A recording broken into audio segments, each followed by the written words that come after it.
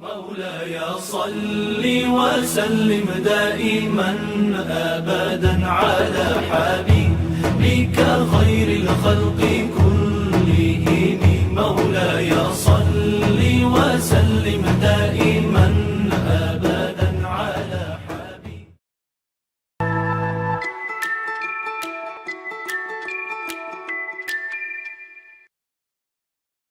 Assalamualaikum warahmatullahi wabarakatuh.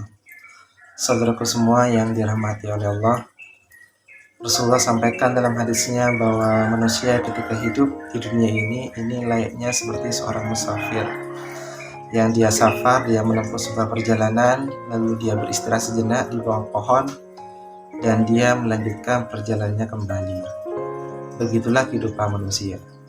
Jadi manusia ketika hidup di dunia ini hanya seperti kayak seorang yang beristirahat sejenak. Lalu setelah itu dia meninggalkan dunia ini. Mungkin kita pernah mendengar bahwa manusia ini akan melewati 3 alam atau 3 tempat.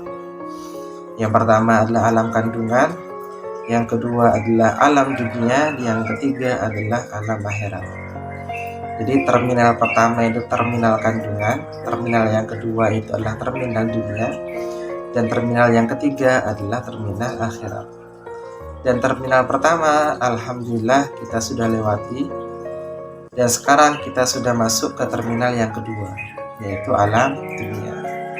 Dan bis ini terus melaju akan melewati terminal yang ketiga.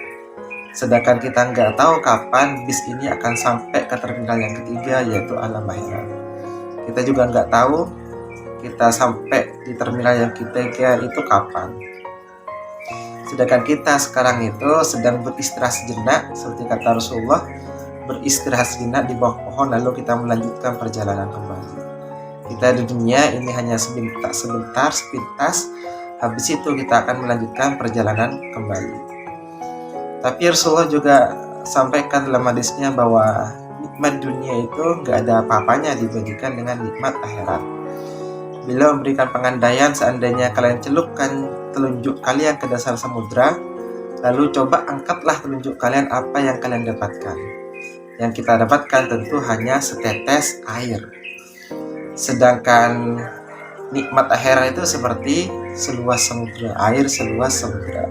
Sedangkan nikmat dunia itu sama seperti satu tetes air. Begitulah nikmat dunia, hanya sedikit dibandingkan dengan nikmat akhirat. Lalu kenapa manusia menggunakan potensi hidupnya itu hanya untuk mengejar dunia? Dia bersenang-senang di dunia, dia berfoya-foya, dia bermaksiat, dia melakukan berbagai macam dosa dan semacamnya. Kenapa begitu? Padahal sudah Rasulullah sampaikan, nikmat dunia itu gak ada apa-apanya dibandingkan dengan nikmat akhirat. Gak ada apa-apanya dibandingkan dengan surga. Surga itu gak pernah terlihat oleh mata. Surga itu gak pernah terdengar oleh telinga. Dan surga itu tidak pernah terbesit di dalam hati. Jadi kalau seandainya kita mengandai-andai tentang kenikmatan surga, atau kita mengandai-andai tentang tempat yang sangat indah, itu ternyata gak ada apa-apanya dibandingkan dengan nikmat surga. Apa yang kita andaikan itu jauh lebih indah surga daripada apa yang kita andaikan. Karena surga itu nggak pernah terbesit dalam hati, nggak pernah terbesit dalam angan-angan. Lalu kenapa manusia ini malah lebih memilih kesenangan di dunia, dan dia tidak begitu menghiraukan kesenangan di akhirat, yaitu di surga? Kenapa begitu? Karena manusia ini merasa hidupnya masih lama, makanya dia itu bermaksiat kepada Allah. Kalau seandainya dia merasa hidupnya tinggal sebentar lagi, maka mungkin dia berpikir 1000 kali untuk bermaksiat. Karena dia masih merasa lama hidupnya, maka dia bermaksiat kepada Allah. Padahal kita nggak tahu kapan nyawa kita itu akan selamanya di dunia. Kita nggak tahu kapan kita akan masuk ke terminal yang ketiga, yaitu terminal akhirat. Tapi kalau seandainya manusia tahu kapan dia akan meninggal, maka otomatis dia itu akan gunakan masa hidupnya itu hanya untuk beribadah kepada Allah, hanya untuk taat kepada Allah. Coba bayangkan kalau seandainya antum tahu bahwa nyawa antum itu tinggal seminggu lagi atau tinggal sebulan lagi, apa yang antum lakukan? itu kan antum pasti berbuat semaksimal mungkin untuk Allah dan Rasulnya. Gak mungkin antum berleha-leha. Nah, kenapa sekarang kita itu berleha-leha? Kenapa terkadang kita masih bermaksiat kepada Allah? Karena kita merasa hidup kita masih lama. Karena merasa hidup kita masih lama, maka kita itu abai terhadap amal soleh, terhadap ketaatan kepada Allah, terhadap amal soleh yang kita perbuat. Maka dari itu, mari kita gunakan waktu yang singkat ini untuk memaksimalkan hidup untuk taat kepada Allah. Kalau kita belajar dari perang Mu'tah, yaitu ketika kaum muslimin berhadapan dengan bangsa Romawi, yang ketika itu bangsa Romawi ini jumlah pasukannya itu 200.000 orang, sedangkan kaum muslimin ini jumlah pasukannya hanya 3.000 orang. Setelah itu maka Rasulullah sampaikan kepada para sahabat, wahai sahabatku, nanti yang akan menjadi panglima perang yang pertama adalah Zaid bin Harithah. Kalau Zaid gugur, maka nanti akan diganti sama Ja'far bin Abu Thalib. Kalau Ja'far gugur, maka nanti akan diganti oleh Abdullah bin Rawahah. Maka ketika itu para sahabat langsung paham bahwa nanti Zaid bin Harithah ini akan gugur, dan yang kedua Ja'far bin Abu Thalib ini juga akan gugur, dan yang ketiga Abdullah bin Rawahah ini juga akan gugur. Ketika mendengar itu, apa yang dilakukan oleh para sahabat kesehariannya? Maka dia penuhi kesehariannya itu dengan berzikir kepada Allah, bertaqarrub ila Allah. Maka ketika terjadi peperangan, yang pertama peperangan itu dipimpin oleh Zaid bin Harithah, maka para pejuang, para prajurit itu masuk dalam barisan Zaid bin Harithah. Kenapa? Karena ingin menjemput syahid. Maka ketika Zaid bin Harithah itu maju dengan gagah beraninya, dan beliau itu adalah meninggal di medan perang, maka beliau syahid di medan perang. Ketika itu maka bendera kepemimpinan diambil alih oleh Ja'far bin Abu Thalib. Dan ketika itu Ja'far bin Abu Thalib juga maju dengan gagah berani melawan musuh, dan setelah itu tangan Ja'far bin Abu Thalib itu ditebas oleh musuh. Maka putuslah tangan yang kanan Ja'far bin Abu Thalib. Setelah itu benderanya dipegang dengan tangan kiri. Ketika dipegang dengan tangan kiri, maka tangan kirinya juga ditebas oleh musuh, putus tangan kirinya. Lalu benderanya itu dihimpit dengan ketiaknya. Setelah itu Ja'far bin Abu Thalib itu banyak mendapatkan tusukan pedang, tusukan panah dan semacamnya, sehingga dalam kisahnya itu tidak kurang dari 90 luka di dalam tubuh Ja'far bin Abu Thalib. Dan Ja'far akhirnya meninggal syahid. Setelah itu bendera kepemimpinan ini diambil alih oleh Abdullah bin Rawahah. Ketika Abdullah bin Rawahah ini mengambil alih bendera kepemimpinan, maka tiba-tiba di saat dia ingin maju, maka muncul keraguan ingin maju. Kenapa? Karena Zaid sudah gugur, Ja'far sudah gugur, dan dia merasa akankah dirinya juga akan gugur. Maka ketika dia ingin melangkahkan kakinya, dia merasa ragu. Padahal Abdullah bin Rawahah ini adalah seorang orator ulung yang menyemangati para sahabat ketika perang. Maka setelah itu Ja'far bin Abu Thalib itu membuat sebuah syair. Dia sampaikan kepada dirinya sendiri, wahai diriku, kenapa engkau ragu terhadap perjuangan ini? Kenapa engkau takut untuk melangkah? Ada apa denganmu sebenarnya? Kenapa engkau takut, engkau benci terhadap teriakan takbir? Kenapa engkau benci terhadap syahid, terhadap surganya Allah? Kalau seandainya kamu nggak mau melangkahkan kaki ini, maka saya akan seret kaki ini untuk dipaksa untuk melangkah. Kalau seandainya kamu nggak mau melangkahkan, menggerakkan badan ini, maka saya akan paksa badan ini untuk bergerak. Maka setelah itu Abdullah bin Rawahah ini maju. Ketika maju Abdullah bin Rawahah, maka beliau itu juga menyebut syahid. Dia meninggal di medan perang. Maka selesai peperangan, Rasulullah sampaikan kepada para sahabat, wahai sahabatku, Zaid bin Harithah ini gugur dan syahid. Dan dia sekarang itu ada di surganya Allah, di istana dari emas yang sudah Allah sediakan untuk dia. Dan dia sekarang senang beristirahat di sana. surganya Rasulullah. Lalu Rasulullah melanjutkan, Ja'far bin Abu Thalib juga berjuang dengan gagah berani dan dia syahid.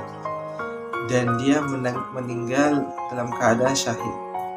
Lalu Allah itu memberikan surga kepada dia, memberikan istana dari emas, dan dia sekarang itu hidupnya senang di akhirat dan beristirahat di sana.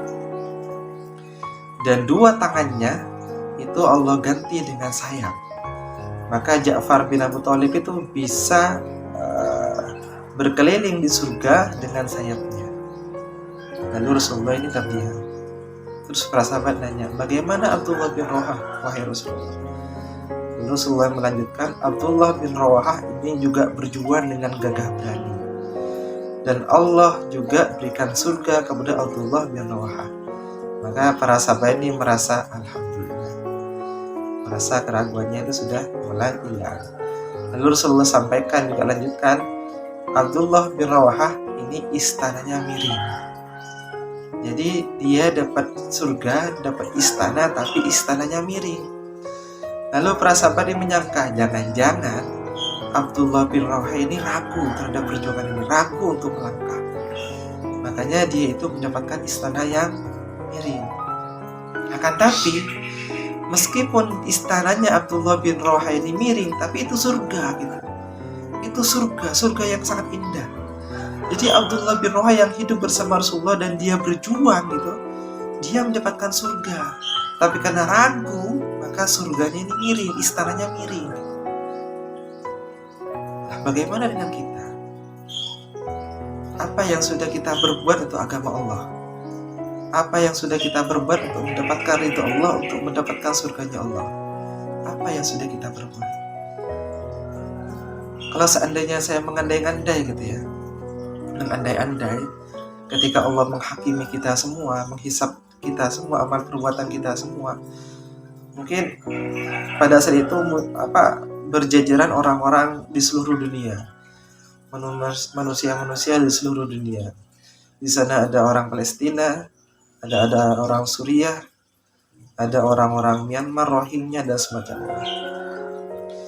Maka ketika itu misalkan Allah itu tanya kepada orang-orang Palestina, wahai orang-orang Palestina, apa yang sudah kamu perbuat di dunia ini? Maka dia akan menjawab, saya berbuat begini, wahai Allah. Ketika itu Allah melanjutkan, ini kayak khayal aja gitu. Apa yang sudah kamu lakukan untuk menebus surgaku yang indah ini? Maka mungkin orang Palestina ini akan menjawab, wahai Allah, darah-darahku berceceran di sana. Ibu-ibuku meninggal, ayah-ayahku meninggal, dan saudara-saudaraku meninggal di sana. Untuk apa? Untuk membela tanah yang suci, yaitu Masjidil Aqsa. Termasuk diriku, darahku ini berceceran di sana. Dan kami berjuang melawan Zionis Israel untuk menjaga Masjidil Aqsa. Termasuk daging-dagingku di sana berserakan. Wahai Allah, ridhokah engkau terhadap perjuanganku itu? Ridhokah engkau terhadap perjuangan itu ketika kita ini menjaga Masjidil Aqsa warisan Rasulullah? Maka mungkin Allah itu akan sampaikan, sana kamu masuk surga dan beristirahatlah di sana, di surga Allah. Lalu selanjutnya misal saya yang dipanggil oleh Allah, wahai Fendi, apa yang sudah engkau lakukan di dunia ini? Mungkin saya akan menjawab begini. Lalu Allah lanjutkan pertanyaannya, apa yang sudah kamu lakukan untuk menebus surgaku yang indah ini? Apa yang sudah kamu lakukan di dunia? Maka mungkin saya bingung, apa ya yang sudah saya lakukan di dunia ini untuk menebus surganya Allah ini? Surga ini adalah surga yang diinginkan oleh Abu Bakar, surga yang diinginkan oleh Umar, Utsman, dan Ali, surga yang diinginkan oleh para sahabat, surga yang diinginkan oleh wanita yang syahid pertama kali, wanita muslimah yang syahid, yaitu Sumayyah, yang sampai dia ditombak tembus ke lehernya. surga yang diinginkan oleh Bilal, yang Bilal sampai disiksa, ditindih sampai batu dengan batu, diseret dengan kuda dan dicambuk di tengah terik panas matahari. Surga ini yang diinginkan oleh Salahuddin Al-Ayyubi, yang ketika itu berjuang membebaskan Masjidil Aqsa. Surga ini yang diinginkan oleh Sultan Muhammad Al-Fatih, yang dia juga berjuang membebaskan kota Konstantinopel. Surga ini yang diinginkan oleh Imam Syafi'i. Surga yang diinginkan oleh Imam Hambali, Imam Maliki, dan Imam Hanafi, dan ulama-ulama yang lain, yang di dalam hidupnya dia berjuang keras untuk meninggikan agama Allah, yang dia berjuang keras untuk menyebarkan agama Allah, untuk menegakkan agama Allah. Dan kita itu ingin surga seperti apa yang diinginkan oleh beliau-beliau semua. Kalau beliau semua itu inginkan surga, tapi di beliau itu menggunakan tenaganya, hidupnya itu berjuang untuk agama Allah, sampai nyawa pun beliau itu korbankan untuk agama Allah. Lalu gimana dengan kita? Gimana dengan saya? Apa yang sudah saya lakukan untuk agama Allah? Apa yang saya sudah lakukan untuk mendapatkan ridha Allah, untuk mendapatkan surga Allah? Maka mungkin pada situ saya marah. Ketika saya diberikan hidup bertahun-tahun, tapi tidak ada sedikit pun usaha saya itu untuk meninggikan agama Allah, untuk menegakkan agama Allah. Maka pada situ mungkin saya ini enggak tahu bagaimana harus berbicara dengan Allah. Apa hujah yang saya akan sampaikan kepada Allah? Sedangkan saya ada rasa malu. Beliau-beliau terdahulu itu, beliau semua mengerahkan seluruh hidupnya itu untuk agama Allah. Kenapa? Karena menginginkan ridha Allah, menginginkan surganya Allah. Dan saya juga ingin surga yang diinginkan oleh beliau semua. Tapi saya ini begini, gak ngapa-ngapain, gak ada usaha untuk membela agama Allah. Ya Allah, maka semoga di sisa hidup kita bisa maksimalkan hidup ini, kita bisa mencontoh jalan perjuangan orang-orang terdahulu. Bagaimana orang-orang terdahulu itu baik hartanya, termasuk nyawanya, semuanya dikorbankan untuk agama Allah. Maka semoga kita semua di sini kelak bisa maksimalkan sekarang ini bisa maksimalkan hidup, dan semoga kelak kita mendapatkan ridha Allah dan mendapatkan surga Allah. Wallahu a'lam bishawab. Assalamualaikum warahmatullahi wabarakatuh.